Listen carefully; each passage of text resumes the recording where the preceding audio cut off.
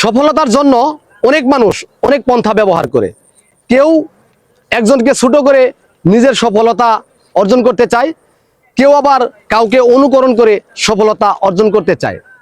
আপনারা যেভাবেই সফলতা অর্জন করতে চান কোনো সমস্যা নেই, কিন্তু আপনার এই সফলতার অর্জন করার কিছু কৌশল আপনাকে জানতে হবে, কিছু কৌশল আপনাকে ব্যবহার করতে হবে। আপনি যদি কৌশল না জানেন কখনোই সফলতা অর্জন করতে পারবেন না। আপনি অন্যজনকে অনুকরণ করে সফলতা অর্জন করবেন, ঠিক আছে, অন্যজনে যা করতেছে সেটা দেখে আপনি করবেন, ঠিক আছে, কিন্তু তার বিপরীত কিছু করার চেষ্টা করেন। সে যেটা করেছে সেটাই নয়, সেটাকে কপি হয়। অনেকেই অনেকভাবে আপনাকে বলবে অমুককে দেখে করতেছেন, তমুককে দেখে করতেছেন, কেন করবেন?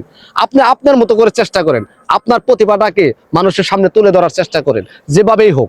একদিন দেখবেন আপনার প্রতিভাও মানুষের কাছে উজ্জ্বল নক্ষত্র হয়ে ফিরে এসেছে আপনার কাছে। কারণ এজন্যই বললাম, সবাই কিন্তু সবকিছু মায়ের পেট থেকে শিখে আসে না। আপনার প্রতিভাটা আপনাকে জাগ্রত করতে হবে, আপনার প্রতিভা কেউ জাগ্রত করে দিবে না। আপনি যখন আপনার নিজের প্রতিভাটাকে মানুষের সামনে তুলে ধরার চেষ্টা করবেন, একদিন একজনে স্পন্স করবে, আগামীকাল দুইজনে স্পন্স করবে, এভাবে দেখবেন আপনার পৃথিবীর কিছু মানুষ আপনাকে রেসপন্স করার চেষ্টা করবে।